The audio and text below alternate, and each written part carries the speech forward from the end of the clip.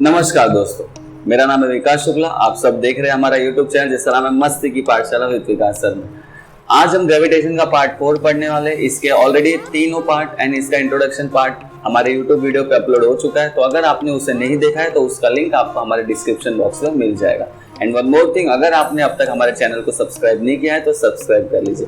तो चलिए आज हम अपना आज का टॉपिक शुरू करते हैं, जो है ग्रेविटेशन के पार्ट 4 का, यानी कि महाराष्ट्र स्टेट बोर्ड के साइंस वन का very first topic gravitation and उसका फोर्थ पार्ट। तो फोर्थ पार्ट इतना इंटरेस्टिंग है, मतलब मैंने पहले ही कहा था इंट्रो में ही इस लेसन के कि gravitation is not a subject which can be learn only by the students but teachers, parents या फिर एवे कोई अपने कॉमन यूजुअल लाइफ में भी इस टॉपिक का यूज कर सकता है। वो कैसे कर सकता है, देखिए आज का टॉपिक इतना इंटरेस्टिंग है। 10 के छोटे से एक स्क्वायर बॉक्स, रेक्टेंगुलर बॉक्स में एक छोटा सा टॉपिक दिया, but that is so interesting कि मुझे वो ये टॉपिक इन्वॉल्व करना पड़ा यहाँ पर। द टॉपिक इज कि why low tides and high tides are rise. अभी जस्ट हमने देखा था कि स्ट्रॉम वगैरह आया है, फिर हाई टाइड्स मुंबई में बहुत फेमस है, जुहू बीच पे, मरीन ड्राइव पे। तो वो ऑकर कैसे होता है, वो कैसे ऑकर होते हैं, मतलब क्या रीजन है high tide and low tide के आने का। And that you will not believe, मतलब कमाल है ना, मतलब gravitation is the reason for all this. कितना कमाल की बात है, मतलब ग्रेविटेशन की वजह से high tide and low tide आते हैं, and that too because of moon, मतलब चांद की वजह से। तो ग्रेविटेशन और मून की वजह से high tide and low tide occurs होते हैं। कमाल है, मतलब बढ़िया एकदम। चलिए देखते होता कैसे। तो बहुत ही अच्छा इंटरेस्टिंग टॉपिक है, चलिए स्टार्ट करते हैं। जैसे हम सब देख सकते हैं, हमारे पास हमारा जो अर्थ है वो चारों तरफ वाटर से सराउंडेड है ना। 70% is more than 70% is water on earth, तो वो एक ओशन से सराउंडेड है। And we also know that कि मून है, moon is orbiting around the earth as a natural satellite भी बोल सकते हैं हम मून को। तो मून क्या कर रहे हैं, अर्थ के अराउंड ऑर्बिट कर रहे हैं। तो बट वी नो दैट कि moon and earth itself is an object. Moon और अर्थ क्या खुद भी एक ऑब्जेक्ट ही है। एंड न्यूटन जी ने हमें बताया कि अगर दो ऑब्जेक्ट है, कोई भी दो ऑब्जेक्ट कहीं पे भी हो ऑल ओवर द यूनिवर्स, तो दोनों के बीच में कोई ना कोई फोर्स ऑफ अट्रैक्शन तो होगा ही, and that is called as what, gravitation. मतलब इन दोनों के बीच में भी कोई ना कोई फोर्स ऑफ अट्रैक्शन होगा। अब फोर्स ऑफ अट्रैक्शन होने की वजह से हो क्या रहा है, मून अपना जगह नहीं छोड़ सकता, जो है वो अपने ऑर्बिट पे रोटेट कर रहा है, ठीक है। तो फिर हो क्या रहा है finally, see the force of attraction is that strong. मतलब हम लोग सोचते हैं कि चांद पे फोर्स ऑफ अट्रैक्शन कम होगा, ग्रेविटेशन कम होगा, बट चांद का एंड अर्थ के बीच में भी इतना स्ट्रॉन्ग ग्रेविटेशनल फोर्स है कि अर्थ नहीं, लेकिन सम पार्ट ऑफ अर्थ को, यानी कि वो अर्थ के सामने का जो पार्ट है, if will divide this diagram in 3 different sections will get, देखिए हम लोग को क्या मिलेगा, like if I am dividing this in 3 different colors, see the different parts, अर्थ को मैं अगर 3 different parts में डिवाइड करूँ, so suppose this is section A, this is section B and this is section C। अब हमको पता है कि gravitational force is directed from the center of the earth, B पे उस डायरेक्शन उसका होता है, it is directed in a straight line, वो straight line में डायरेक्टेड होता है।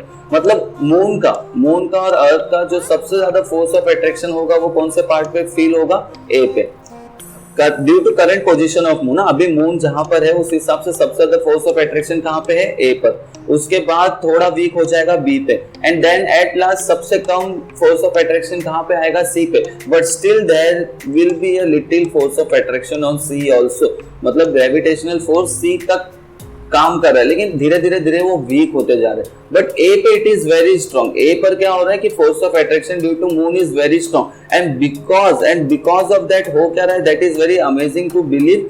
बट ऐसा हो रहा है कि अर्थ को तो नहीं, बट फिलहाल अर्थ को तो नहीं, but some part of earth, that is जो वाटर था यहाँ पे, देखिए ये वाटर जो है यहाँ पर, इफ यू विल सी, ये जो वाटर है, वाटर को मून ने अपनी तरफ पुल कर लिया, एंड दैट इज अमेजिंग। नहीं, कितना कमाल है ना, कि मतलब ये जो पार्ट है, फिर से दिस पार्ट, ये पार्ट यानी पानी को मून ने क्या किया, अपने तरफ अट्रैक्ट कर लिया।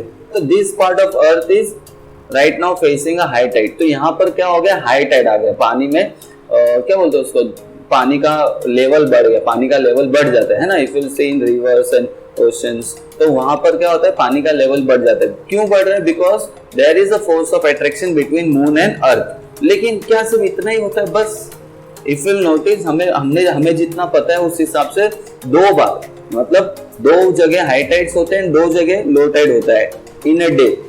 तो 2 जगह कहाँ पे हो रहा है, इफ यू नोटिस कि यहाँ पे तो एक ही जगह पे वी कैन सी, यहाँ पे एक ही जगह पे दिख रहा है हमको लेकिन दूसरी जगह पे कहाँ पे हो रहा है, एज वी डिस्कस अर्लियर, अभी हमने कुछ सेकंड्स पहले डिस्कस किया कि this is part B and this is part C, और यहाँ पे भी थोड़ा सा फोर्स ऑफ अट्रैक्शन होता है। And now the magic begins. मतलब साइंस कितना अमेजिंग है, हमारा universe is full of suspense and everything.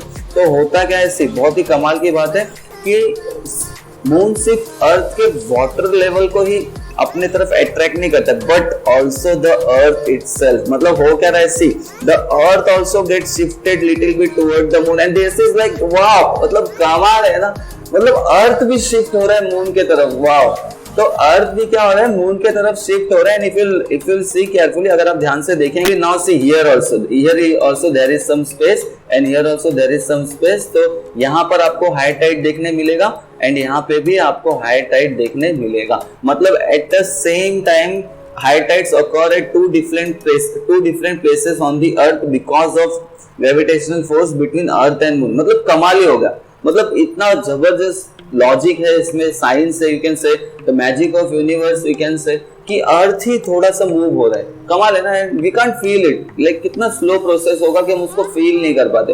Like वो आवर्स का जो हैंड होता है क्लॉक में, आवर्स का, तो उसको भी देखना थोड़ा सा मुश्किल है बिकॉज वो बहुत स्लो वर्क करता है ना, but we can see that seconds का hand, that is very easy to see because वो बहुत स्पीड में रोटेट करता है। इसी तरह क्या हो रहा है, फाइनली फिर से देखेंगे तो पहले वो अर्थ के फ्रंट पार्ट का जो वाटर है उसको पुल करता है and there is a gap between water and earth create होता है थोड़ा सा, and because of that high tide occur. But उतना ही नहीं, वो अर्थ को भी अपनी तरफ थोड़ा सा शिफ्ट करता है, that force is that strong, और पीछे भी वैसे ही एक हाई टाइड क्रिएट होता है। तो लो टाइड कहाँ पे, now that is very easy, if you see the upper part of the earth and lower part of the earth, तो वहां पर क्या हो रहा है, फाइनली लो टाइड हो रहा है। Are you getting? तो एक बहुत ही अच्छा ये एग्जांपल हमारे बुक में, टेक्स्ट बुक में दिया हुआ है कि high tide and low tide occur कैसे होता है, ठीक है। एंड वन मोर थिंग कि लाइक अभी अर्थ ऐसा है, इसके बाद अर्थ विल रोटेट, वो अपने खुद के सर्कमफरेंस में रोटेट करता है। And the next time when the high tide will occur, there will be a difference of how much, 50 minutes 50 minutes का difference होता है next high tide में। तो आप इसको like चेक भी कर सकते हैं। कैसा होता है कि आपको सिर्फ क्या करना है, जब मून राइज होता है तो आपको टाइम नोट डाउन करना है फॉर ईच डे। तो मून क्या होता है, जब मून विल शिफ्ट, जब मून रोटेट होगा यहाँ पर आएगा, नेक्स्ट मून का जो राइज होगा दैट विल बी 50 मिनट्स। और अगर मून राइज लेट हो रहा है तो डेफिनेटली जो high tide and low tide होगा उनके भी बीच में का डिफरेंस कितना होगा नेक्स्ट डे के लिए 50 minutes. So you can check it out, बहुत ईजी होता है। आपको सिर्फ क्या करना है, 2-3 दिन आपको मून को ऑब्जर्व करना है and you will get the timing. Okay, तो चलिए हम लोग आगे बढ़ते हैं नेक्स्ट स्लाइड की तरफ। नेक्स्ट क्या दिया हुआ है हमारे बुक में, the next thing is that is earth gravitational force. अब अर्थ ग्रेविटेशनल फोर्स मतलब क्या, मतलब अर्थ है, अर्थ ग्रेविटेशनल फोर्स लगा रहा है। जैसे फॉर एग्जांपल ये हमारे पास एक पत्थर है, सपोज वी आर हैविंग अर्थ, अर्थ के ऊपर एक पत्थर है और उस पत्थर को किसी ने बहुत जोर से फेंका, तो क्या वो कभी नीचे आएगा नीचे? हम सबको पता है कि वो नीचे आएगा, बट क्यों आएगा, what is the reason behind it, क्या रीजन? जैसे सपोज हमने पत्थर को थ्रो किया इन द अपर डायरेक्शन, ठीक है, तो क्या हो रहा है, eight every step a gravitational force is trying to pull that stone in a downward direction। मतलब स्टोन यहाँ पे पहुंचा तो भी उसको डाउनवर्ड पुल मिल रहा है because of what, gravitation force. फिर स्टोन यहाँ पे पहुंचा तो भी उसको डाउनवर्ड पुल मिल रहा है, फिर स्टोन यहाँ पहुंचा तो भी उसको ग्रेविटेशन नीचे की तरफ पुल कर रहा है, और यहाँ पे पहुंचा तो भी ग्रेविटेशन फोर्स उसको पुल कर रहा है। But what happen at every step, there is what, reduction in the velocity, speed of that stone. जब आपने उसको फेंका स्टार्टिंग में तो बहुत स्पीड में जा रहा था, लेकिन due to that the gravitational force is acting on it again and again at every step, उसका स्पीड धीरे धीरे क्या हो रहा है, रिड्यूस हो रहा है। And at a certain height, एक ऐसा हाइट आता है, एक ऐसा टाइम आता है, एक ऐसा डिस्टेंस आता है फ्रॉम द अर्थ कि उसका स्पीड टोटली रिड्यूस हो जाता है because of what, gravitational force. And now there is no other force to cancel the gravitational force. यहाँ पे क्या हो रहा था कि उसका स्पीड ग्रेविटेशनल फोर्स से बहुत ज्यादा था। इस तरह पे we can say gravitational force was not that strong as compared to the velocity of that stone। तो वेलोसिटी के स्ट्रॉन्ग होने की वजह से वो और ऊपर गया, but at a certain limit कहीं ना कहीं जाकर उसका वेलोसिटी एकदम कम हो गया, वो भी किसकी वजह से, ग्रेविटेशन की वजह से। एंड देन वहां पे तो कोई था ही नहीं ग्रेविटेशन को रोकने वाला, एंड देन क्या किया, ग्रेविटेशन ने उसको ओवरटेक किया एंड वापस उसको खींच के नीचे लेके आया। तो that was very simple.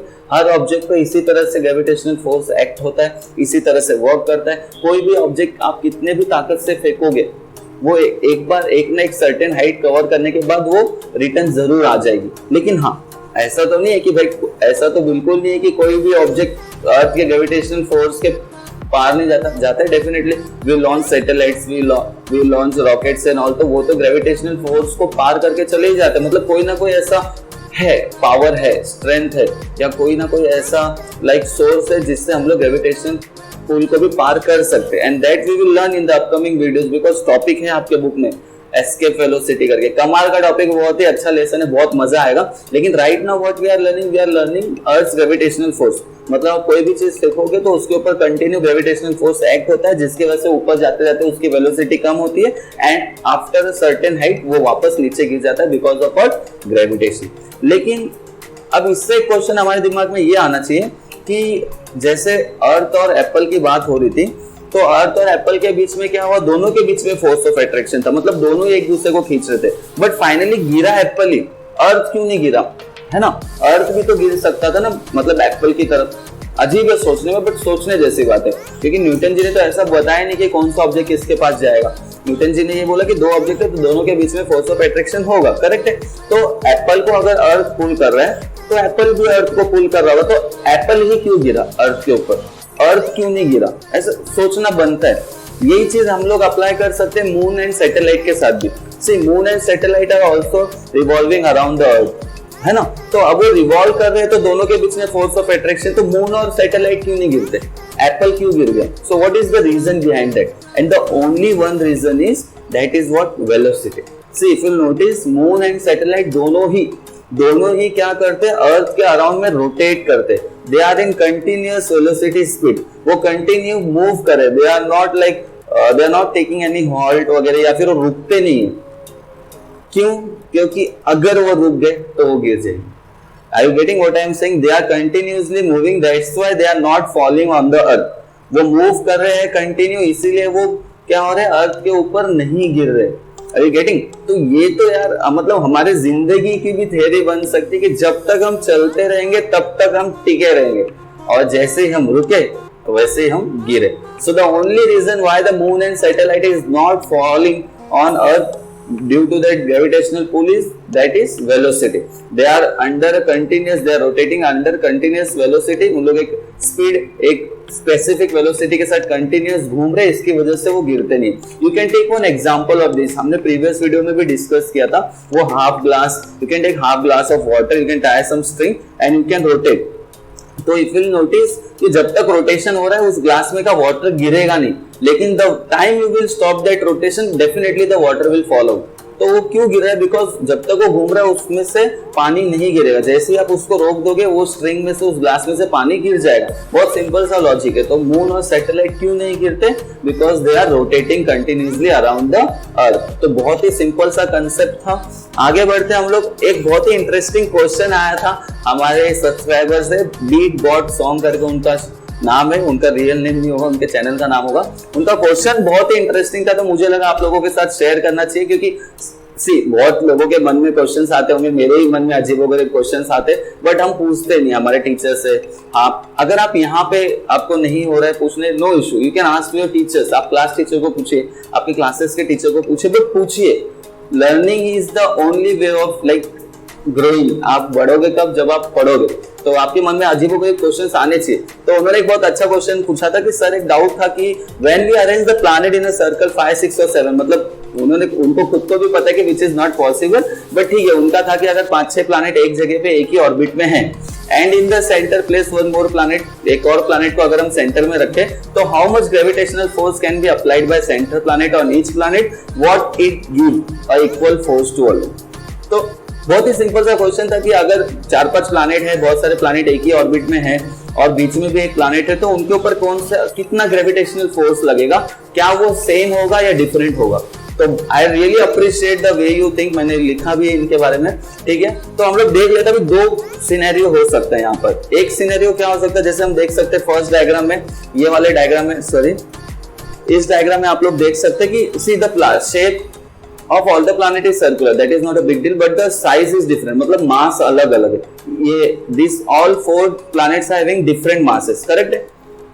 In both the cases if you see, in both the cases ना I taken the same distance from the center, ये दोनों ही केसेस में डिस्टेंस सेम है। And if you notice the formula of what, force, gravitational force का formula अगर हम देखेंगे तो force is equal to G m1 m2 upon d square. So this thing is fixed. ये हमने दोनों ही केस में, इफ यू सी ए वाला part, this A case will take और B case, in both the cases distance from the centre is same, तो हमको D के बारे में नहीं सोचना।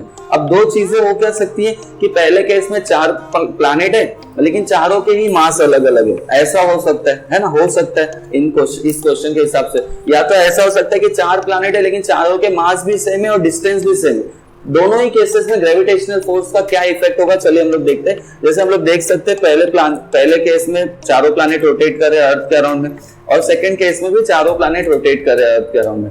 अब इस क्वेश्चन का आंसर हमको ये फॉर्मूला देता है, दैट टू वेरी इजीली। हम लोग इसको इस फॉर्मूले से बहुत ही इजीली समझ सकते हैं। कैसे समझ सकते हैं? डिस्टेंस तो सेम है दोनों ही केसेस में, तो उसके बारे में हम सोचेंगे नहीं। तो चेंज क्या हो रहा है? Only the mass is getting change, है ना, दोनों केस में। लेकिन अगर हम बी की बात करते, हम बी वाले सेक्शन की बात करते, इस सेक्शन की अगर हम बात करते, तो यहाँ पर जो चारों प्लैनेट है, चारों का मास सेम है, चारों का डिस्टेंस सेम है, तो चेंज क्या हो रहा है? कुछ नहीं चेंज हो रहा है। See, if I taking m1 as the mass of earth, अगर हम m1 मास ऑफ अर्थ लेते हैं तो m2 चारों के लिए ही, यहाँ पे भी m2 है, यहाँ पे भी सेम मास है, यहाँ पे भी सेम मास है और यहाँ पे भी सेम मास है। मतलब प्रोडक्ट भी सेम होगा m1 एंड m2 का, और चारों के बीच का डिस्टेंस भी सेम है फ्रॉम द सेंटर। जी तो यूनिवर्सल कांस्टेंट है, so there will be no change. मतलब अगर 4-5 प्लैनेट एक ही ऑर्बिट पे है, चारों का मास सेम है, चारों का डिस्टेंस सेम है, तो फिर उनके ग्रेविटेशनल फोर्स में कोई भी चेंज नहीं होगा। तो चारों को ही सेम ग्रेविटेशनल फोर्स का पुल फील होगा, मतलब उनके लिए कोई भी चेंजेस नहीं होगा। तो चेंज किसके लिए हो रहा है? यहाँ पे चेंज हो सकता है। इफ यू नोटिस यहाँ पे चारों ही ऑब्जेक्ट है और चारों ही प्लैनेट्स, वी कैन से चारों ही प्लैनेट का मास अलग अलग है, चारों प्लैनेट के मास अलग अलग है। मतलब for example if I am taking the formula again, F is equal to G m1 m2 upon d square, तो यहाँ पर m2 सबके लिए चेंज हो रहा है। And C, force is directly proportional to the product of the masses, मतलब mass बढ़ेगा तो फोर्स ऑफ अट्रैक्शन भी बढ़ेगा। मतलब यहाँ पर m4 से ज्यादा फोर्स ऑफ अट्रैक्शन किसके लिए होगा? m1 के लिए, इससे ज्यादा होगा m2 के लिए, और इस सबसे ज्यादा force of attraction between earth and the planet होगा m3 के लिए। मतलब यहाँ पर ग्रेविटेशनल फोर्स में चेंजेस आएंगे। Are you getting? तो जैसे जैसे मास बढ़ेगा ग्रेविटेशनल फोर्स बढ़ते जाएगा, और जैसे जैसे डिस्टेंस बढ़ेगा ग्रेविटेशनल फोर्स कम होते जाएगा। बट दोनों ही केसेस में हमने डिस्टेंस सेम लिया था, तो डिस्टेंस का यहाँ पे कोई लेना देना नहीं था, सब एक ही ऑर्बिट पे थे। तो सिर्फ कुछ चेंज होता था तो वो मास था। तो अगर मास सेम है तो no change in gravitational force, लेकिन अगर मास अलग अलग है तो ग्रेविटेशनल फोर्स में भी बदलाव आएंगे। And I hope beat box song आपका ये डाउट क्लियर हो गया होगा। And I really appreciate once again कि आपने कुछ ऐसा आउट ऑफ बॉक्स सोचा, and thanks for sharing with us. तो अगर आप सबको ये वीडियो जरा भी अच्छा लगा, आपका जरा सा भी कंसेप्ट क्लियर हुआ है, आपको जरा सा भी मजा आया, तो प्लीज हमारे चैनल को सब्सक्राइब करें, लाइक करें, कमेंट करके जरूर बताइए वीडियो आपको कैसा लगा। आपने कभी स्टोन फेंक के ट्राई किया है आसमान में, या फिर आपने ग्लास वाला वो प्रैक्टिकल कभी किया है, ये भी आप हमें कमेंट करके जरूर बताइए। और अगर आपने हमारे प्रीवियस वीडियो नहीं देखे तो उसके लिंक आपको हमारे डिस्क्रिप्शन बॉक्स में मिल जाएंगे, आप उस वीडियोस को देख सकते हैं। आप हमें इंस्टाग्राम पे भी फॉलो कर सकते हैं, उसका लिंक भी आपको हमें डिस्क्रिप्शन बॉक्स में मिल जाएगा। आप सभी लोग अपना ध्यान रखिए, आपसे फिर मुलाकात होगी अगले वीडियो में। तब तक जय हिंद, जय भारत, थैंक यू।